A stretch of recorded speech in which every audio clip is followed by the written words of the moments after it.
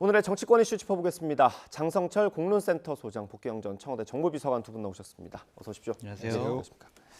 네, 오늘은 조금 전에 공개된 윤석열 대통령의 로이터 인터뷰부터 좀 봐야 될 것 같습니다. 그래픽이 준비되어 있거든요. 좀 띄워주시겠습니까? 인터뷰 내용을 요약을 한 건데, 민간인에 대한 대규모 공격, 학살, 심각한 전쟁법 위반과 같이 국제사회가 용납할 수 없는 상황이 있다면 우리가 인도주의적 또는 재정적 지원만 고집하는 게 어려워질 수 있다. 우크라이나 전쟁에 대한 얘기고요.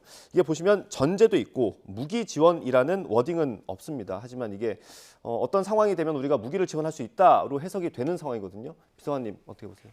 네, 그렇게 보입니다. 지난 대통령실 도감청 의혹 때 사실상 이런 우려가 되는 부분이 있었잖아요. 네. 그러니까 대여 형식으로 무기를 미국 쪽으로 보내줬다. 뭐 이런 그 내용이 있는데 그런 것을 합리화하기 위한 과정 아닌가 이런 의심을 좀 받게 하기 충분하고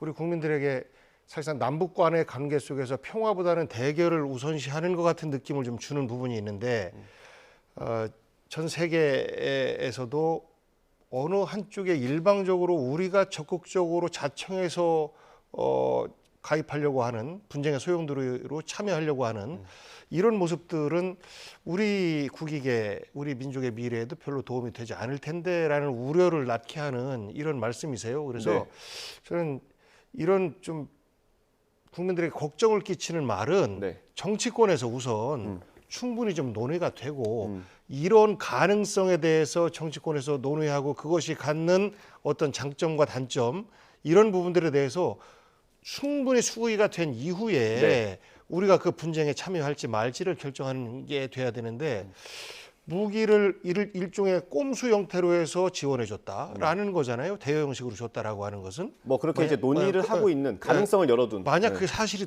그 사실이다라고 하면 그래서 꼼수 형태가 아니라 이제 합법적으로 주겠다라고 하는 건데 이런 부분은 대통령 혼자의 결단 갖고는 안 되는 부분이라고 저는 봐요. 그러니까 국민적인 동의, 이 국민적 동의의 형식적 절차는 국회 동의가 전제될 때 비로소 실현 가능한 것이라 저는 이렇게 대통령의 어떤 권한 행사처럼 말씀하시는 것이 아닌 그런 부분에 대한 우리 그 내부의 어떤 국민적인 논의를 한번 시작해 볼 때 아니냐라는 정도의 말씀이 적정하지 않을까 싶습니다. 저도 이게 속보가 올라오고 나서 국방부의 입장이 지금까지 어땠는지 찾아봤는데 17일 그제죠. 그제 국방부 정례 브리핑에서 했던 얘기가 우크라이나에 대한 어떤 살상 무기 지원과 관련돼서는 그 전에도 동일한 정부 입장을 말씀드렸고 그것과 관련돼서 현재 변한 게 없다. 그러니까 살상 무기 지원 안 한다는 방침을 계속 유지했던 거예요. 이틀 전까지만 해도 공식적으로. 그렇죠. 네, 대통령의 발언 어떻게 보세요? 뭐 군 최고 통수권자로서 저는 적절한 원론적인 말씀을 하셨다라고 볼 수밖에 없습니다. 가장 적절한 조치를 취하겠다라는 신중함도 지금 엿보이고 있다라고 볼 수밖에 없고요. 바로 지금 뭐 살상 무기 군사적인 지원을 하겠다라는 것도 아니고 앞에 전제 조건들이 있잖아요.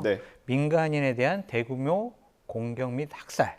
그리고 심각한 전쟁법 위반 등 국제사회가 용납할 수 없는 상황 이런 전제 조건이 있기 때문에 바로 뭐 무기를 지원하는데 왜 대통령이 성급하게 그런 얘기를 하느냐라고 비판하는 것은 좀 무리가 있어 보인다라고 말씀을 드리고 일단 의미가 있는 것은 대한민국 정부가 처음으로 인도적인 지원뿐만이 아니라 군사적인 지원 무기도 지원할 수 있다라는 의향을 처음으로 나온 거잖아요. 그러니까 이건 상당히 의미가 있어 보이는데 어느 정도 미국과 좀 호흡 맞추는 모습이 아니냐라는 좀 생각이 들고 저는 솔직히 뭐 국제 외교 관계에 제가 문외한이기도 하고 국제 경제 뭐 잘 모르기도 하지만 이러한 원론적인 생각은 있어요. 뭐냐면 우크라이나를 러시아가 침공한 것은 대단히 부적절하고 잘못된 일이잖아요. 침공을 받은 우크라이나 입장에서는 상당히 정말 억울하고 모든 수단을 다 동원해서 방어하고 공격을 하고 싶어 할 거예요. 근데 러시아 본토는 공격 못 하잖아요. 더 큰 전쟁이 일어날까 봐. 방어 전쟁을 취하고 있는 상황에서 만약에 우리 대한민국이 북한으로 침공받았는데 미국과 유엔을 제외한 다른 나라들이 우리는 군사적인 지원 안 할게요. 우리는 그냥 인도적인 지원만 할게요. 대한민국 돕기가 좀 그래요.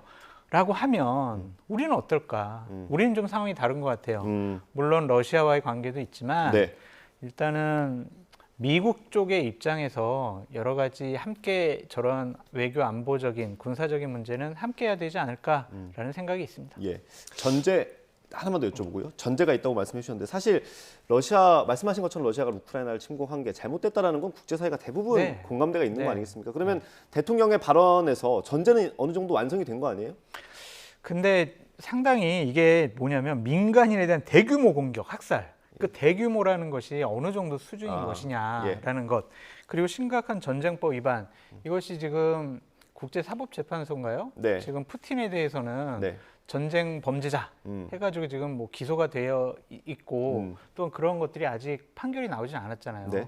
그러니까 그런 것들이 좀 객관적이고 공정한 곳에서 판단이 나오게 되면 대통령께서는 본격적으로 움직일 수 있지 않을까 하는 생각이 드는데 네. 어쨌든 해외에 파병하는 문제는 국회 사전 동의 같은 거 받아야 되잖아요. 네. 그래서 무기 지원 같은 경우도 좀 야당과 대하기 예. 싫어하시지만 좀 협의하고 논의하고 같이 의논을 했으면 좋겠다라는 생각이 있습니다. 예. 그러니까 국방부의 공식 반응은 아직까지는 뭐 무기 지원 없다라는 것이었는데 대통령이 먼저 선제적으로 그것도 이제 외신을 통해서 이렇게 풀었단 말이죠. 네. 그런데 시점으로 볼 때 이제 그 한미 정상회담이 불과 일주일 앞으로 다가왔어요. 네. 그래서 도감청 의혹을 사실 그 만든 당사자는 미국인데 미국이 일종의 가해자하고 그들이 대한민국에 어떤 미안한 선물을 줄까 이런 고민을 해야 되는데 저는 지금 윤석열 대통령이 이런 발언을 한 게 미국을 가서 선물 보따리를 뭘 갖고 갈까를 고민하는 중에서 이런 선물 우린 준비하고 있습니다라고 사전에 좀 풀어놓은 거 아닌가 싶어요. 네. 그런 면에서 볼 때는 우리 국익에 도움이 되는 형태의 군사 지원이라든지 또 때때로는 참전도 가능할 수 있는데 주권 국가로서 그런데 지금 이렇게 도감청 의혹을 무마하고 우리는 피해자임에도 불구하고 한마디도 못하면서 얹혀서 일종의 선물까지 주는 미국에 이런 형태의 외교 관계 그리고 이런 형태의 국가 분쟁에 참여하는 대한민국의 모습 이런 모습은 정말 바람직하지 못하다. 이 전개 과정 자체가 정말 우려스럽게 전개되고 있다라는 네. 말씀드리고 싶어요. 그 공개됐던 기밀 문건 중에 김성한 당시 안보실장이 우려했던 게 그런 거 아니겠습니까? 무기 지원과 한미 정상회담이 거래되는 것처럼 비칠 수 있다라고 했는데 맞아요. 지금까지 상황 보면 그렇게 돼가는 것 같거든요. 그렇게 보이기도 해요. 하지만은 그 외에 다른 여러 가지 한미 우호 관계라든지 아니면 미국의 안보적인 여러 가지 도움 또 지원 이런 것들도 이번 정상회담을 통해서 이끌어낼 수 있을 거라고 생각이 듭니다. 그냥 단순히 드러난 현상 문제만 갖고 한미 정상회담을 미리 예단하는 것은 좀 무리가 있는 것 같다. 알겠습니다. 말씀드려요. 이게 뭐 결정된 건 아니고요. 그런 가능성이 네. 지금 보이기 때문에 저희가 지금 대화를 나누고 있는 건데 만약에 이게 실행이 되거나 어떤 우회 지원이라도 확인이 된다면 러시아와의 관계 좀 걱정이지 않습니까? 우선은 러시아와의 관계를 걱정하기에 앞서서 국내 정치에 있어서의 문제가 생길 거예요. 우리 국민들이 아니 대통령이 우리 모르게 꼼수로 무기 지원을 했어? 인도적 지원만 한다 그래 놓고 라는 비판에 일단 직면하게 될 것이고 네. 그런 비판을 받게 됐을 경우에는 그 추가적으로 무기 지원이라든지 혹은 뭐 나중에 파병까지도 우리가 국제사회 정서로 볼 때는 해야 되는데 네. 국내 여론에 막혀서 어려워지는 이런 상황도 발생할 수 있어요. 그것을 자초한 측면이 있는 것이죠. 그러니까 왜 숨겨놓고 하려고 합니까? 뭐가 우리가 떳떳한 게 없어서 얼마든지 내놓고 하고 국민 동의를 받아 나갈 수 있고 러시아의 우크라이나 침공은 잘못되었다라고 하는 것에 대해서 우리 국민 거의 대다수가 다 동의하고 있는데 왜 이것을 슬그머니 뒤로 하고 실제로 대여 형식으로 우리가 무기를 줬다라고 하는 것은 그건 국민 속인 거예요. 그렇기 때문에 저는 대통령께서 기본적으로 국제사회에 함께하는 외교를 해야 되지만 그것이 우리 국가와 또 국민의 이익과 함께하는 가운데서 진행돼야 된다라는 말씀을 반복적으로 좀 드리고 예, 싶습니다. 이게 국내 정치에서도 말씀하신 것처럼 좀 논란이 될 수도 있을 것 같아요. 그러니까 야당은 공격을 하겠죠. 결국에는 한미 정상회담 국빈 방문을 위해서 저렇게 미국이 원하는 여러 가지 요구 사항을 들어준 것이 아니냐 그런 식의 비판을 할 수가 있지만 네. 이것은 외교, 안보, 군사적인 측면에서 상당히 중요한 문제잖아요. 국제적인 여러 가지 파장도 나올 수가 있고 이것을 민주당이 정쟁의 수단으로 이용하지 않았으면 좋겠다라는 기본적인 바람이 있고 또한 이러한 문제와 관련해서는 대통령 정무수석 같은 분들이 좀 민주당에 있는 지도부에게 비공개로 좀 브리핑을 해주시거나 설명을 해주시는 절차가 필요해 보이지 않나라는 생각이 듭니다. 알겠습니다. 저희가 대담하는 사이에 대통령실에서 설명하는 자료가 나온 것 같습니다. 아까 읽어드린 인터뷰 내용에 거의 부합하고요. 하나만 더 읽어드리면 불법적인 침략을 받은 나라에 대해서 그걸 지켜주고 원상 회복을 시켜주기 위한 다양한 지원에 대한 제한이 국제법적으로나 국내법적으로 있긴 어렵다. 그러나 전쟁 당사국과 우리나라와의 다양한 관계들을 고려해서 그리고 또 전황을 고려해서 적절한 조치를 취하는 것뿐이다. 이런 대통령의 인터뷰가 있었다는 내용까지 설명을 드리고요. 아마도 대통령실의 브리핑이 있을 때 기자들의 질문이 있을 것 같습니다. 추가적으로 좀 내용이 들어와야 저희가 뭐 자세한 내용을 다룰 수 있을 것 같습니다. 그러니까 이런 내용이 있을 때는 대통령이 정치권의 여야 대표들을 불러서 이런 아주 급한 사항이 있습니다. 이 부분은 우리가 초당적으로 함께 했으면 좋겠습니다라고 하면 야당에서 반대할 이유가 없어요.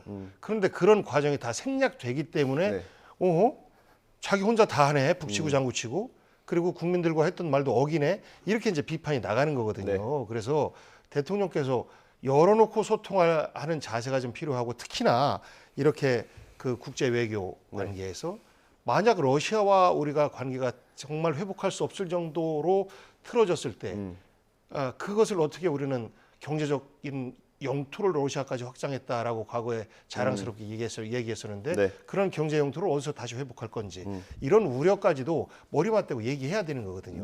그런 부분이 생략돼서 문제입니다. 그러니까 대통령실이나 대통령께서 복귀영 비서관님이 말씀하신 지극히 상식적인 저러한 생각과 판단을 좀 받아들여서 야당에게 이러한 것들은 좀 설명해 줬으면 좋겠다라는 생각이 있습니다. 근데 하태경 의원이 얼마 전에 했던 얘기인데 그렇게 못한 이유가 둘 다 신뢰를 잃었기 때문에 그렇다고 하던데요. 신뢰를 잃었더라도요. 국익과 관련해서 안보, 군사 문제와 관련해서는 초당적인 협력이 가능할 거라고 보여집니다. 왜냐하면 국민들이 그걸 원하고 있잖아요. 국민을 무시하는 정치 있을 수가 없습니다. 알겠습니다. 뭐 국회에서 어떤 논의가 있을지 대통령실 추가로 어떤 설명을 할지 좀 지켜봐야 될 것 같습니다. 다음 주제에 넘어가 보겠습니다. 더불어민주당 2년 전에 했던 민주당 전당대회에서 돈봉투가 뿌려졌다는 의혹이 연일 확산하고 있고 언론 보도에는 이제 윤관석 의원을 넘어서 송영길 전 대표가 관여했을 수도 있다라는 정황이 담긴 녹취들이 나오고 있습니다. 지금까지 상황 어떻습니까? 녹취가 계속 나오고 있는 거잖아요. 뭐 연일 나오고 있습니다. 예, 그게 이제 어디에서 그렇게 녹취가 흘러나오는지는 모르겠습니다만 송 대표가 알고 있다라고 우리가 인식할 수 있을 만큼의 그런 제3자 대화지만 그런 대화들이 나와요. 실제 행했을 수도 있다는 의혹까지 있습니다. 그렇습니다. 뭐 실제 강 회장이라는 분과 이정근 사무부 총장의 통화 내용 속에서 이제 그런 비슷한 이야기가 나오는데 이 의혹이 오래 가면 오래 갈수록 민주당에는 뭐 도움이 전혀 되지 않고 또 우리 정치에도 도움이 되지 않습니다. 그래서 저는 송영길 대표가 이 문제에 대해서 명명백백하게 밝히겠습니다라는 자세로 임하는 게 좋을 텐데 그 지금 외국에 나가 있어서 이러저러한 일정상의 이유로 현재 언제쯤 들어온다라는 확답을 안 주고 있기 때문에 국민들도 답답하고 민주당에서도 좀 답답한 이런 상황이에요. 정황으로 볼 때 대강 그 경선 때에 부적절한 이런 일들이 있었을 것이다라고 민주당 내에서도 받아들이는 분위기이고 그러하기 때문에 이 부분은 빨리 이 싹을 도려내야 된다. 이런 정서가 지금 많이 퍼져 있어요. 그래서 저는 송영길 대표께서 우리 당 민주당의 대표까지 하시고 그리고 뭐 국회의원 노선까지 하시고 그러셨기 때문에 지금까지의 정치적인 일종의 민주당에 빚을 진 것이기도 하고 국민들에게 빚을 진 것이기도 하지 않습니까? 그래서 이번 이 문제를 정치개혁의 어떤 기회로 삼아서 본인이 이런 부적절한 문제가 있었는데 본인이 100번 양보해서 몰랐다 하더라도 본인을 대표로 만들기 위해서 벌어진 과정이었기 때문에 여기서 대한 어떤 정치적 도덕적 책임을 지는 이런 모습들을 우리 국민들은 기대할 것 같습니다. 근데 송영길 전 대표가 이제 22일 날 기자회견을 하겠다고 하지 않았습니까? 이건 안 들어오겠다는 뜻으로 봐야 되는 거 아닙니까? 그런 뜻이 강해 보이는데 안 들어올 수가 없는 상황일 것 같아요. 지금 어제는 이재명 당대표, 오늘은 이제 뭐 더미래든 예. 새로운 그러니까 민주당의 세력들이 예. 들어와라, 빨리 해결해라, 빨리 책임져라 이런 식의 요구를 하고 있잖아요. 그 압력을 그 뭐 벗어날 수 있다, 아니면은 그거를 뭐 극복할 수 있다라고 보기에는 상당히 어려운데 저는 이 사안과 관련해서 민주당이 조치해야 될 것들이 몇 가지 사안이 있어요. 네. 그러니까 첫 번째는 어쨌든 송영길 전 대표 빨리 귀국시켜서 네. 해명을 하고 조사를 받도록 만들어야 돼요. 음. 그 두 번째는 최소한 녹취록에서 네. 본인의 육성이 나온 분들이 있잖아요. 윤관석 의원. 윤관석 의원과 이성만 의원. 이 두 분에 대해서는 과감한 출당 조치를 먼저 해야 됩니다. 그리고 약속을 해야 될 부분이 있어요. 앞으로도 이렇게 녹취록에서 여러 가지 혐의가 일단 드러난 분들, 혐의가 확정되지 않더라도 네. 드러난 분들과 관련해서는 우리가 일벌백계 차원에서 출당 조치를 취하겠다. 예. 그리고 송영길 대표도 출당을 시키겠다. 왜냐하면 송영길 대표 때문에 벌어진 일이잖아요.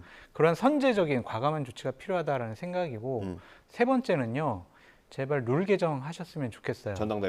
전당대회 룰도 개정하고 비례대표 선정한 룰도 개정했으면 좋겠어요. 왜냐하면 저런 유혹으로부터 후보들이 벗어날 수가 없어요. 대의원 제도가 있고 또한 총선 비례대표 선정 순위에 예. 중앙위원회가 순번을 결정해요. 그러면은 저는 민주당 비례대표 출마하고 싶고 상위 순번 받고 싶어요. 그러면 지금부터 저는 중앙위원들한테 여러 가지 로비를 하겠어요. 그러니까 그러한 부패나 비리의 제도적인 룰을 가만두고 이것은 또 계속 반복될 수가 없어요. 네. 그래서 제도적인 개선도 함께 하시는 대국민 성명 발표하셔야 된다라고 말씀드립니다. 뭐 재발 방지 대책을 약속을 했으니까 이런 부분도 아마 가만히 될 수 있을 것 같은데 일단 1차적으로 말씀하신 것처럼 윤관석 의원이나 이성만 의원에 대한 조치는 본인도 그렇고요. 왜 당에서도 그렇고 이렇게 주저주저하는 것처럼 보이죠? 아니 일단 혐의가 있는 것이고 확정이 안 됐기 때문에 어떻게 이걸 접근해야 될지 민주당 입장에서 굉장히 고민인 것이죠. 근데 육성이 나왔잖아요. 그리고 이것을 당내에서 조사를 하겠다라고 처음에 밝혔는데 네. 조사할 수 있는 방법이 사실 마땅치 않습니다. 결국 네.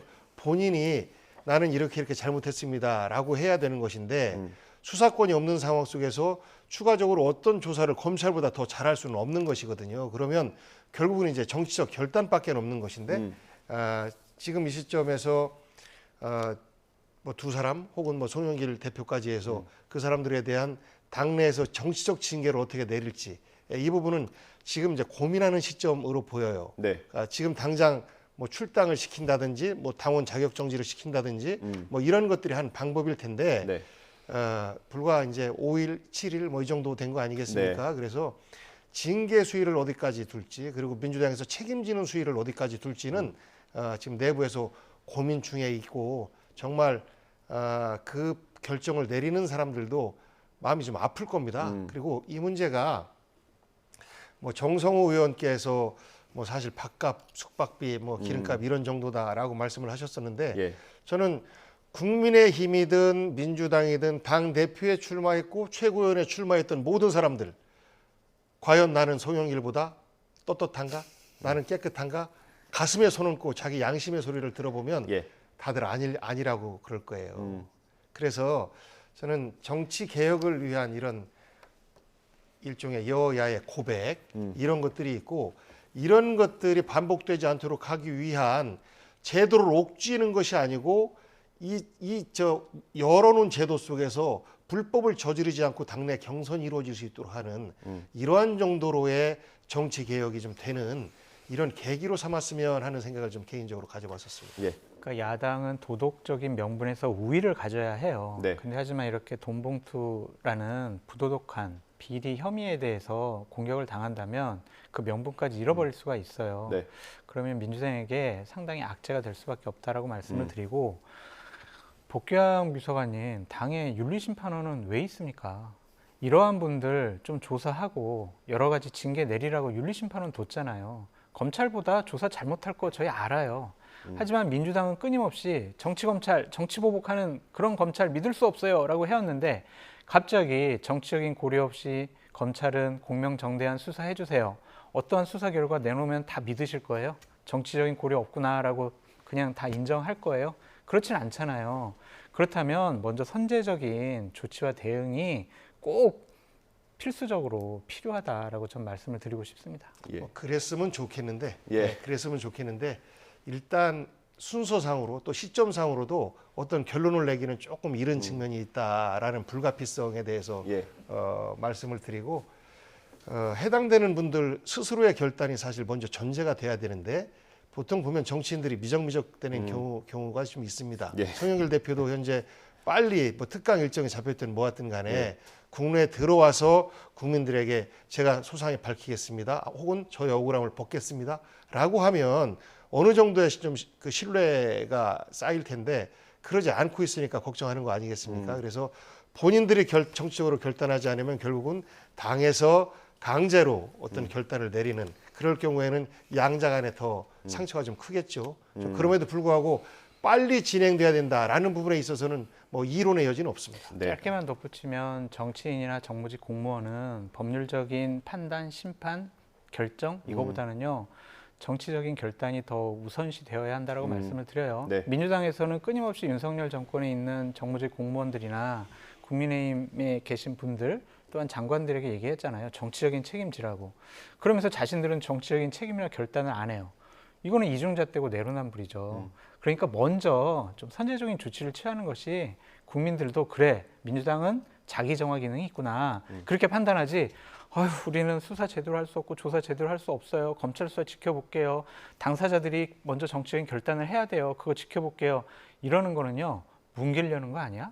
그런 인상을 줄 수 있습니다. 그럼 민주당이 좋지 않습니다. 뭐 뭉갤 일은 없고요. 지금 뭐 당내 의원들도 모두가 다 빨리 조치를 해야 된다라는 입장을 밝히고 있기 때문에 저는 뭐 조만간에 이거에 대응하는 민주당의 결론이 나와 줄 거라고 보는데 그 가장 큰 차이가 그거지 않습니까? 맨 처음에 이 사건이 벌어진 거는 윤석열 대통령 지지율이 뭐 끝간데 없이 떨어지는 시점에서 결국은 정치적 방어용 아니냐. 그리고 그 이정근 씨가 1심 판결까지 나왔는데 네. 왜 이제서 이런 카드를 끄집어내느냐. 검찰이 정치하는 거다.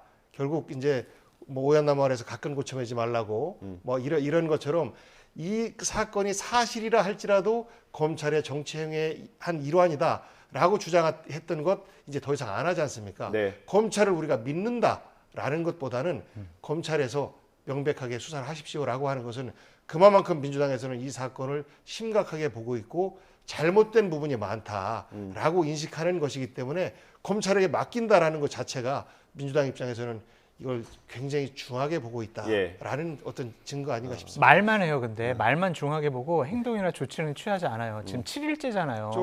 조금만 기다려 주세요. 더 기다려요? 전광훈 목사하고 결별하지 않는 뭐 민주당 국민의힘이나 네.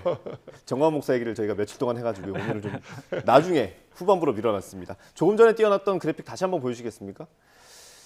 이게 작년이에요. 작년 9월 30일 날 이정근 전 사무부총장이 이제 그 금품을 받은 혐의로 구속영장 실질심사에 나갔을 때 그때 그 변호인이 정철승 변호사인데 변호인이 SNS에 올렸던 글입니다. 여기 밑에 보시면 이정근 전 사무부총장이 구속되면 민주당이 피바람이 불 거다. 이정근은 타겟이 아니라 발판이다. 이런 사태를 좀 얘기를 했던 걸까요? 그러니까 저기에 정철승 변호사가 무슨 얘기까지 했냐면 이 상황의 심각성을 민주당만 몰라요. 그런 식으로 얘기를 했어요. 그러면 민주당 지도부에서는 정철승 변호사 불러가지고 영장 실질심사에서 어떠한 일이 벌어졌냐, 무슨 내용이었냐, 지금 혐의가 뭐냐, 뭐 다른 연루된 의원들이 있는 것이냐, 그 다음부터 쭉 체계적으로 자신들이 먼저 조사를 했어야 해요. 그래서 검찰에서 뭐 조사 발표를 하고 압수수색하기 전에 선제적으로 만약 좋아요. 우리 윤 의원하고 이 의원에 대해서는 이러한 혐의들이 있어가지고 선제적으로 조치했습니다라고 하면 이런 식의 위기감이나 당 전체가 흔들리지는 않았을 것 같아요. 그냥 감추고 선제적인 조치를 안 하다 보니까 검찰에 이렇게 당하는 거 아니겠습니까? 그러니까 이런 것들은 민주당이 너무 안이하게 접근한 부분이 맞다라고 말씀드려요. 이게 알려고 안 했던 건지 아니면 알고도 그냥 묻으려고 했던 건지 그런 부분에 대해서 문제제기를 하는 건데 어쨌든 이것을 당 차원에서 알 수가 없는 거죠. 결국은 불러서 물어봐야죠. 관계된 몇몇 사람들이 하는 것인데 네. 당원 또 당 활동을 했던 관계자들이 있던 형사처벌의 대상이 됐을 경우에 민주당에서 그것을 검찰과 똑같이 조사를 할 수 있나? 못합니다. 그거는 뭐 정당에서 조사와 수사 권한에 한계가 있기 때문에 뭐 일반적으로 못 해요. 예. 뭐 할 수도 없고 결국은 이제 검찰의 조사의 결과를 볼 수밖에 없는 것인데 특히 이 건 같은 경우는 원외 인사가 특정한 사람을 당 대표로 만들기 위해서 적극적으로 뛰고 그리고 또 그분이 그러면서도 자기의 사업에도 또 정치적인 어떤 감투를 예. 활용하고 했었던 것 같아요. 그러면서 또 동시에 그 몇 년치 자기 휴대전화에 있는 모든 내용을 다 녹취해서 보관하고 있었다. 정말 이건 상상할 수 없는 일이거든요. 그래서 그런 것에 대해서 만약에 민주당에서 인지를 하고 있었다라고 하면 좀 다른 방식으로 그 수습책이나 대응책을 뭐 논해볼 수 있었을 텐데 일단은 당사자인 송영길 대표부터 네. 이런 것에 대해서 상상을 못했던 것 아니겠습니까? 그리고 뭐 그건 이제 송영길 대표 입장입니다. 예. 그러니까 이분이 당신하고 나하고 통화한 거 다 여기 있어. 내 말 안 듣면 당신 잘못돼. 이런 말을 안 했던 것이겠죠. 이게 웃겨요. 이정근 씨라고 하는 사람도 모든 것을 다 녹취하고 있고 그리고 이정근 씨한테 10억 정도의 사업 자금을 주었다라고 하는 그 박모 씨라는 기업인도 모든 것을 다 녹취하고 있고 예.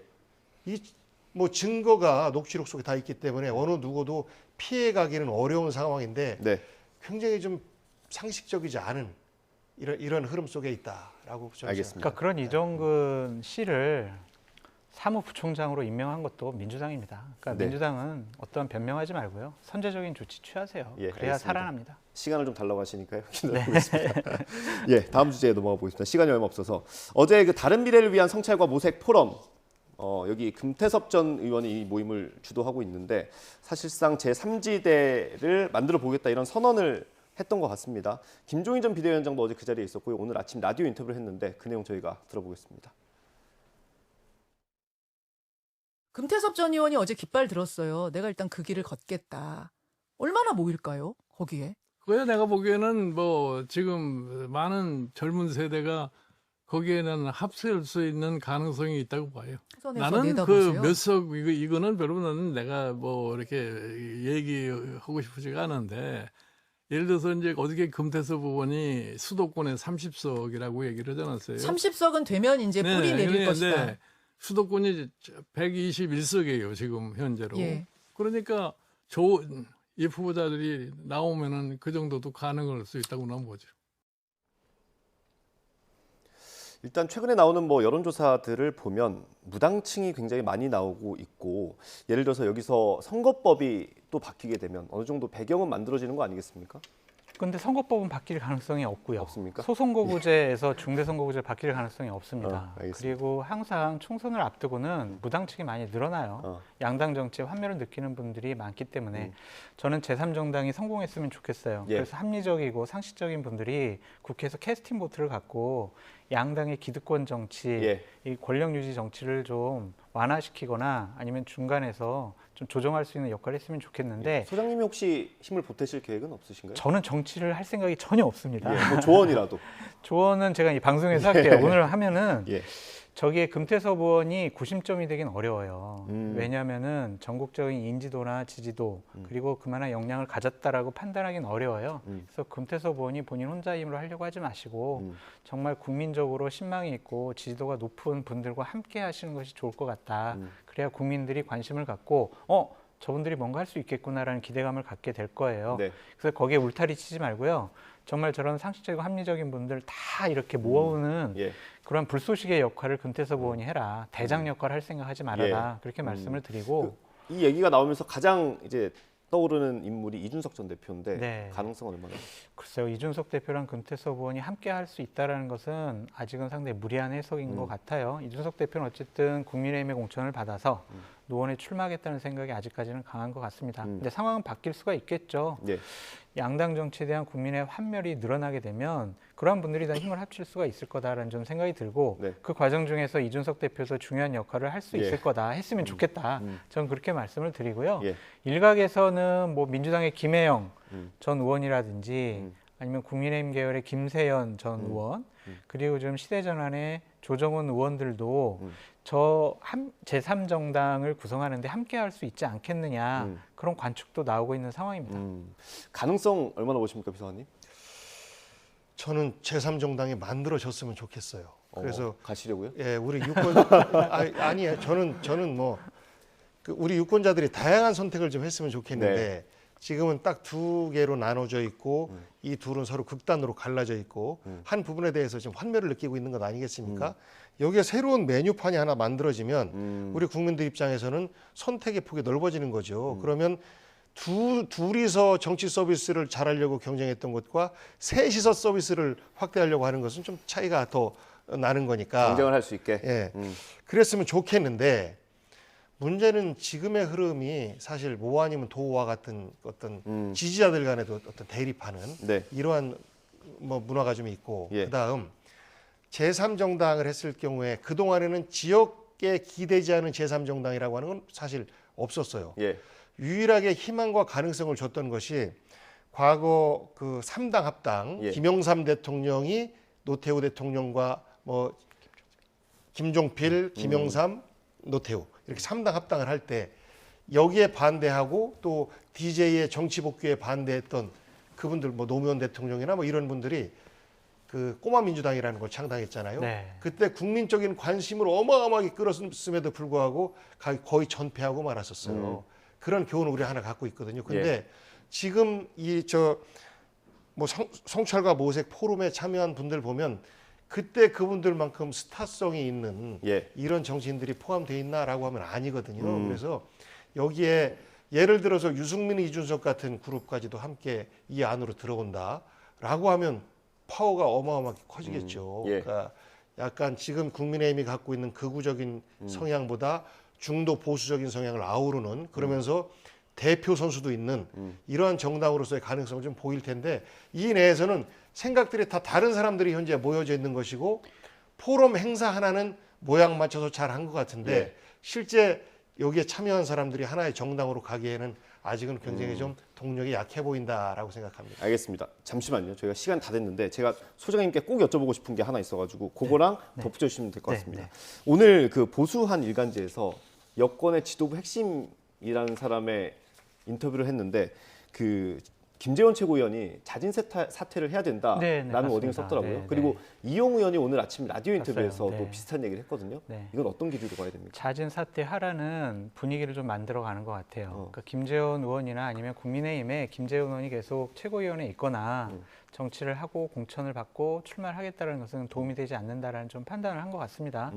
윤리위의 징계를 어느 수준까지 나올지 우리가 지켜봐야 될 것 같아요. 본인이 어떤 입장 밝히지 않으면요. 내년 총선에 출마하지 못하도록 아마 당원권 정지 1년 이상 떼일 수도 있어요. 그러니까 버티든 안 버티든 그렇게 될 수밖에 없다. 그렇게 되도록 분위기를 좀 만들어가는 것 같다라고 말씀을 드리고 저 개인적인 바람이 있다면 민주당에 계신 분들 중에서 정말 드물게 상식적이고 합리적인 그리고 인품이 훌륭하신 복귀왕 비서관님도 제3정당에 참여하셔서 힘을 보태주시면 어떨까라는 개인적인 바람이 있습니다. 예, 꼭 하시고 싶은 말씀이 그거였던 거예요? 네. 뭐 저는 그럴 일 없습니다. 알겠습니다. 시간이 조금 지났습니다. 예, 오늘 말씀 여기까지 듣겠습니다. 고생하셨습니다.